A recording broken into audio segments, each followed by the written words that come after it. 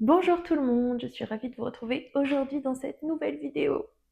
5 mois après que j'ai rien posté, je sais, mais c'est pour ça qu'aujourd'hui on revient en douceur.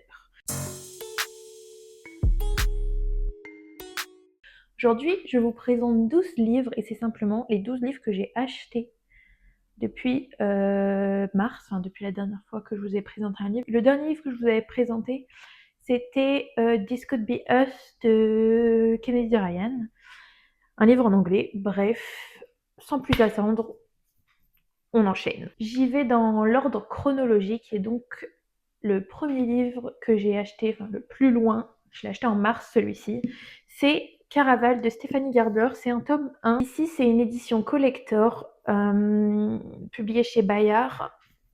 Cette histoire m'a toujours donné hyper envie, les notes sont hyper bonnes dessus et comme vous pouvez voir c'est écrit très gros. On a un joli jaspage aussi, ça a l'air d'être un peu monde cirque et tout ça. J'arrêtais pas de voir des esthétiques sur TikTok du monde de Caraval et ça me donnait vraiment trop envie. D'ailleurs, sa saga Once Upon a Broken Heart me donne aussi trop envie. Donc je vous lis le résumé.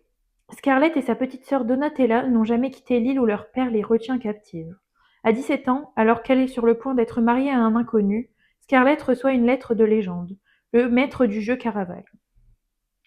Cette année, Caraval aura lieu sur l'île des Songes et Scarlett est invitée. Depuis toute petite, elle rêve d'assister à ce jeu légendaire et fabuleux. Aidée par Julian, un mystérieux marin, les deux sœurs s'enfuient. Mais à leur arrivée, Donatella est kidnappée par Légende. Si Scarlett ne retrouve pas sa sœur avant que les 5 nuits du jeu soient écoulées, celle-ci disparaîtra pour toujours. Ça a l'air vraiment sympa. C'est de la... je pense du fantasy peut-être plutôt. Du fantasy un peu young adulte, bref. Je l'ai toujours pas lu depuis que je l'ai acheté en mars. Mais déjà, il est très beau. C'est aussi pour ça que je l'ai acheté. Et voilà, je vous tiendrai au courant. Le second livre que j'ai à vous présenter, c'est Les Frères Karamazov de Fedor Dostoïevski. J'ai cette année envie de lire plus de classiques. Bon, on est en novembre et j'en ai lu plus que ce que je fais d'habitude, c'est-à-dire que d'habitude j'en lis pas. J'adore regarder les vidéos des booktubeuses classiques, genre Miroir d'encre, c'est ma préférée par exemple. Elle s'appelle Angélique, en plus j'adore ce prénom, bref. Et j'aime aussi, comment s'appelle-t-elle? Je vous mettrai le nom ici, et elle avait parlé des frères Karamazov justement, pour dire que c'était vraiment une très grande œuvre. Bon, j'avoue que ce texte est un peu effrayant de par sa grosseur. Il fait à peu près 1000 pages, un petit peu moins. Sachant que j'ai aussi ici Crime et Châtiment, le tome 1 et le tome 2, qui m'a été hérité de mes parents, qui est en très mauvais état, mais bon, bref. Et, euh, et j'avoue que ça me fait un peu peur parce que c'est épais. Donc, ce que j'ai fait, et donc vient le troisième livre que j'ai acheté, c'est que j'ai lu Les Nuits Blanches, enfin acheté et lu Les Nuits Blanches de Dostoïevski, justement, qui est une nouvelle d'une centaine de pages. Et je pense que c'est bien pour entrer dans le monde de Dostoïevski, même si ça reste très... comment dire?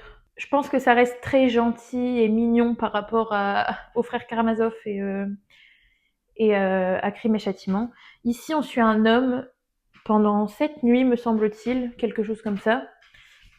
On suit un homme qui se balade dans les rues de Saint-Pétersbourg la nuit, il croise une femme, et bref, il parle de la vie, de l'amour. Et d'ailleurs, on ne sait jamais le prénom de cet homme. Ça a tendance à moi m'angoisser. Mais je sais pas, là, c'était cool.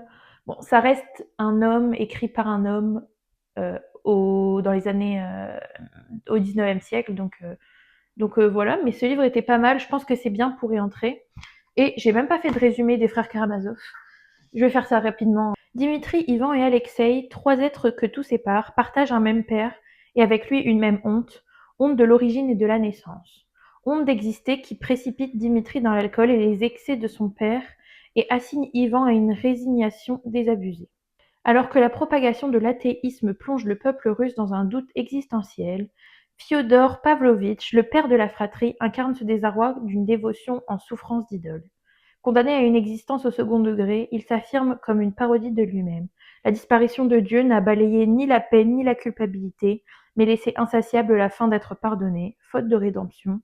Fyodor mène l'existence dérisoire d'un bouffon et ne récolte que la haine de ses fils. Seul le plus jeune, Alexei, ouvre le chemin vers une existence vivable en opposant au règne généralisé de la honte la ferveur de l'homme simple. Exprimant les craintes ineffables qui nous agitent, Dostoïevski trouve une ultime consolation dans la fièvre des mots échangés et l'ivresse dangereuse des aveux murmurés. Voilà, je pense que c'est quand même un peu compliqué à lire. Je vais pas le lire maintenant, ça c'est sûr. Je pense que j'ai d'autres classiques à lire avant d'entrer dans ce livre, parce que je pense que si je le lis maintenant, à tout moment je l'apprécie pas pour ce qu'il est, parce que je comprends pas bien, quoi. Ça a l'air d'être quand même assez dense, ça a l'air d'être un peu même philosophique. Donc voilà pour ce livre. Le prochain livre que je me suis procuré, c'est Elena Ferrante, l'amie prodigieuse. Donc c'est le tome 1, bien entendu. Il y a 4 tomes dans cette saga et ça suit, d'après ce que j'ai compris, je vais pas vous faire de résumé, on y va au freestyle. C'est parti. Ça suit 2 amies d'enfance, 2 filles, dans un petit village en Italie tout au long de leur vie et leur façon qu'elles ont eu de se séparer, d'avoir des vies différentes. Et voilà. D'après ce que j'ai compris, il y en a une qui tombe enceinte tôt, il y en a une, cette même personne-là quitte l'école assez vite. Et surtout, elles restent dans le village où elles sont pour améliorer la qualité de vie de ces gens-là, d'après ce que j'ai compris. Désolée si je me trompe, n'hésitez pas à me corriger. Mais voilà, vraiment, il me semblait vraiment trop bien. Et d'ailleurs, je me refais toutes les vidéos de Miroir d'encre de Angélique. Et elle a reparlé de ce livre en disant qu'elle avait vraiment beaucoup aimé. Donc j'ai vraiment très hâte de le découvrir. Il est dans la liste de tous les livres que j'ai envie de découvrir. Ici, on change de registre. On n'est plus du tout dans du contemporain. On est dans de la romance pure et dure. Ici, on a le tome 1 des Windy City de Tom Ford, Mile High, publié ici chez Chatterley. Ici, c'est une romance. Elle est vraiment hyper bien notée. Tout le monde qui en parle ont adoré. Et c'est une romance de hockey. Enfin, dans le monde du hockey. Moi, j'ai toujours lu des romances d'université avec du hockey. Donc, voilà. J'en sais pas beaucoup plus. Je sais qu'elle, elle est hôtesse de l'air, je crois. Oui, c'est ça. Et lui, il est joueur de hockey à Chicago, du coup, Windy City, la ville des vents, forcément. Et, euh, et voilà, j'en sais pas plus. Une petite romance, un petit peu spicy, je pense que je vais trop kiffer. Il y a 4 tomes en tout qui suivent 4 joueurs de hockey, forcément. Et voilà, quoi, à découvrir. Ah merde. Ah non, j'ai bougé le truc, j'espère que ça va pas... Bon, je vérifie pas la flemme. Le prochain livre, c'est Onyx Storm, le tome 3 de Force Wing de Rebecca Yarros. J'ai acheté celui-là parce que j'allais lire le 2 et je me suis dit, oh, imagine, ça finit sur un plot twist de ouf et t'as envie de lire le 3. Je l'ai toujours pas lu parce qu'en fait, le 4 n'est pas sorti, du coup ça m'angoisse. Je préfère pas le lire, je le lirai quand le 4 sortira. Et ici, du coup, je vais pas vous parler du tome 3, je vais vous parler du tome 1. Tout le monde connaît l'histoire de Force Wayne. On suit Violette Sorengel qui était censée... c'est une romantécie. Donc on est dans un monde fictif, on est dans un empire où il y a différents cadrans, ils appellent ça. C'est des écoles différentes. Et Violette était censée aller chez les scribes, donc ceux qui racontent l'histoire, ceux qui apprennent, les érudits un peu. Sauf que sa mère est la générale des cavaliers. Sauf que eux, ils montent pas des chevaux, ils montent des dragons. Au dernier moment, elle est obligée d'aller chez les cavaliers, sauf que l'école, enfin le parcours pour devenir cavalier est très dur. Beaucoup de personnes en meurent. Bref, la petite Violette qui se casse tous les os, elle va devoir se débrouiller pour pas crever et pour pouvoir être choisie par un dragon, parce que c'est pas les humains qui choisissent les dragons, c'est les dragons qui choisissent les humains. Et voilà, elle fait la rencontre d'un certain monsieur très sexy. Et on suit l'histoire de ça. Bref, voilà, très sympa. J'ai vraiment beaucoup aimé le tome 1, j'ai vraiment beaucoup aimé le tome 2. Je suis sûre que je vais aimer celui-là, même si la fin du 2 m'a un peu saoulée.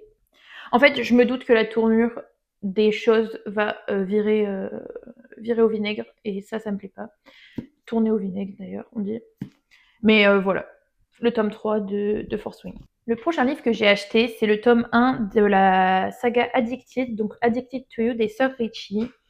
Celui-là, pareil, c'est un classique. En tout cas, il vient d'être traduit en France. Enfin, il vient. Il me semble que ça fait 4-5 mois. Ouais, mai 2025. Donc le tome 1 a été traduit en mai 2025. Là, il y a, je crois, 3 tomes qui sont traduits pour l'instant. C'est une saga de 10 tomes.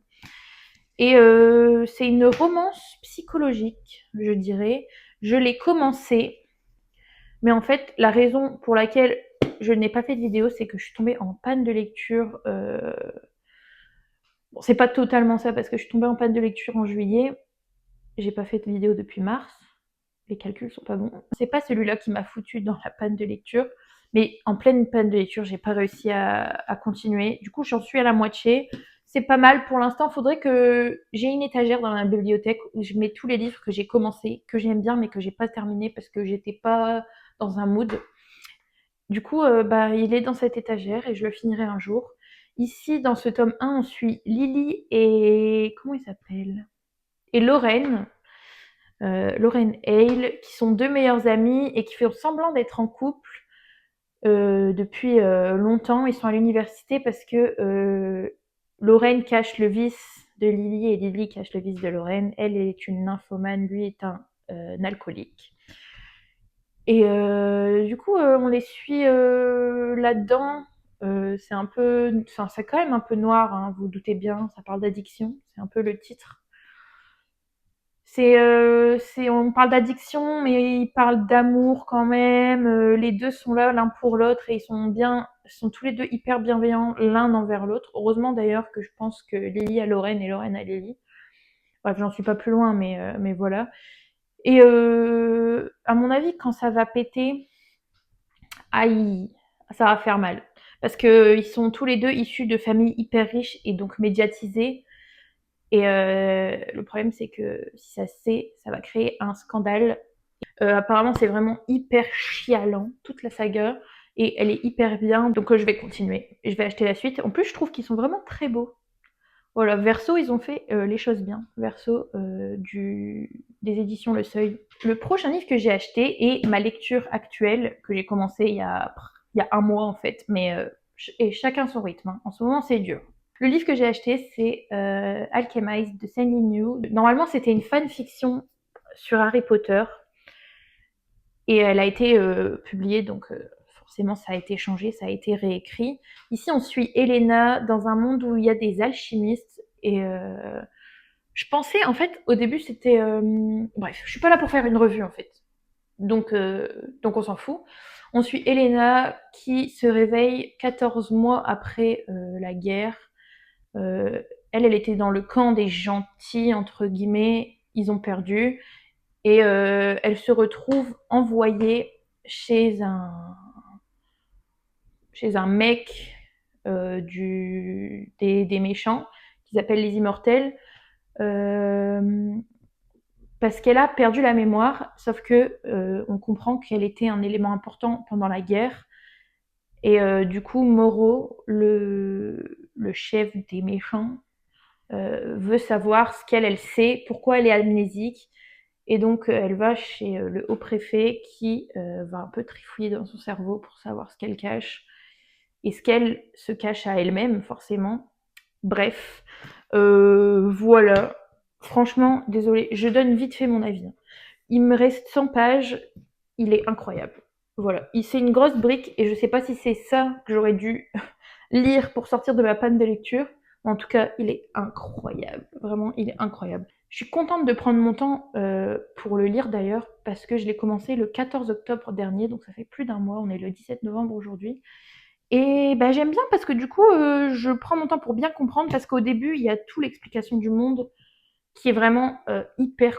Enfin, c'était très dense. Moi, franchement, les 5 premiers chapitres, c'est beaucoup d'informations, et tu te dis un peu, bon, bah j'y vais, et je vais comprendre au fur et à mesure, parce que c'est un peu comme quand on fait un jeu de société, qu'il y en a un qui veut expliquer les règles, en fait, il faut faire une partie pour du beurre pour comprendre, parce que, bref. Anyways, on s'en fout de l'analogie un peu pourrave, mais Alchemist de Sandy New, incroyable. Le prochain livre, je l'ai acheté seulement parce que je l'ai vu et que je le trouve magnifique. C'est le tome 1 des Misérables de Victor Hugo, ici publié chez Point. C'est une édition collector. Il est trop beau.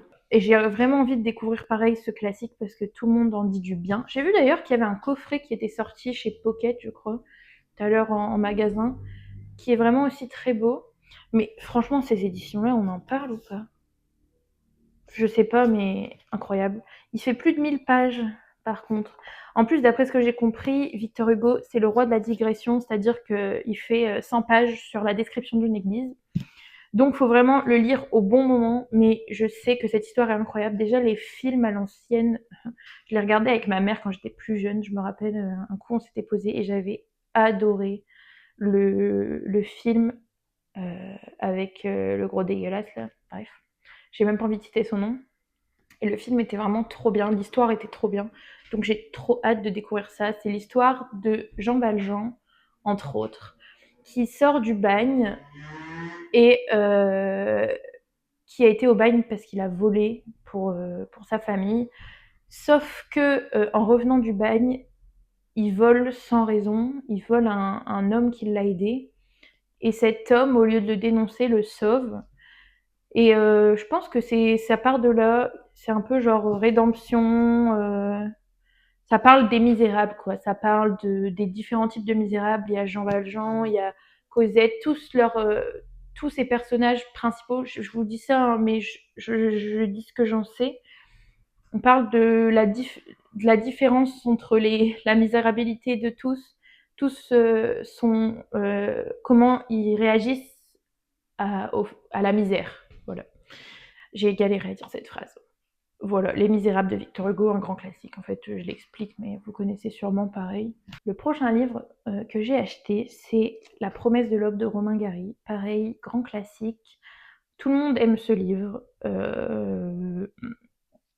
C'est vraiment... c'est un livre de guerre, je crois. La promesse de l'aube, c'est l'histoire d'un homme qui va à la guerre. Il y a une histoire avec sa mère aussi. Apparemment, c'est très bien écrit, c'est très touchant. Il y a un film avec Pierre Ninet qui est sorti que je n'ai pas vu, mais si jamais vous voulez vous intéresser à l'histoire de la promesse de l'aube, ça peut être intéressant. Je vais vous lire le petit passage qu'il y a derrière. Tu seras un héros, tu seras général Gabriel d'Annunzio, ambassadeur de France. Tous ces voyous ne savent pas qui tu es. Je crois que jamais un fils n'a haï sa mère autant que moi à ce moment-là. Mais alors que j'essayais de lui expliquer dans un murmure rageur qu'elle me compromettait irrémédiablement aux yeux de l'armée de l'air, et que je faisais un nouvel effort pour la pousser derrière le taxi. Son visage prit une expression désemparée, ses lèvres se mirent à trembler, et j'entendis une fois de plus la formule intolérable, devenue, depuis longtemps, classique dans nos rapports. Alors tu as honte de ta vieille mère. Ça doit être un truc avec une daronne qui est chiante en fait. Enfin, qui est chiante. Qui aime son fils, quoi. Mais on connaît les daronnes qui aiment trop leur fils, quoi. On arrive à la fin, les amis, on arrive à la fin. Alors, l'avant-dernier livre que j'ai à vous présenter, c'est Frankenstein de Mary Shelley. Encore une fois, moi je marche avec l'actualité. Sur Netflix, il y a le film avec Jacob Elordi, la nouvelle adaptation de Frankenstein. Et en allant à la librairie, j'ai vu ce livre. C'est une édition collector, encore une fois. Et moi, je suis très packaging, malheureusement. Le capitalisme marche très bien sur moi. C'est malheureux. Et je l'ai vu et j'ai dit, ah, mais non, mais il est trop beau, je suis obligée de l'avoir. Je n'ai pas ce livre en plus.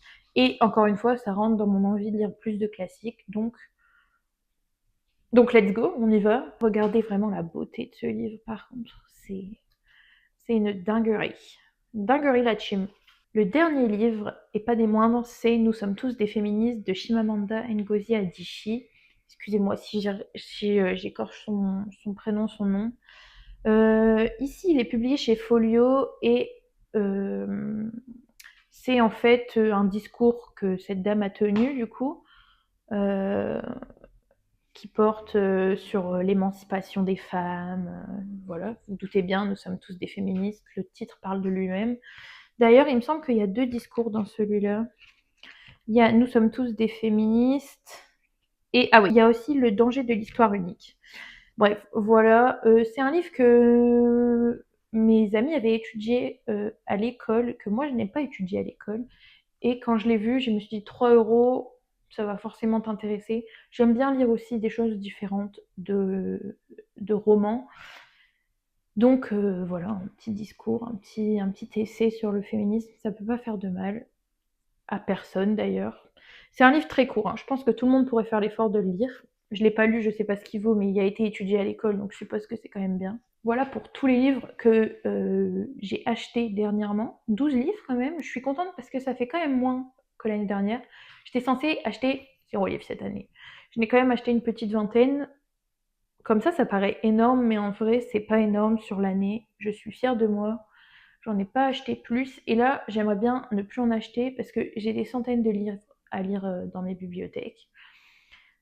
Donc voilà, je suis quand même contente de les avoir achetés parce que ça fait toujours plaisir de se retrouver avec des nouveaux livres. Je vous fais des gros bisous et à la prochaine vidéo, j'espère. Bisous!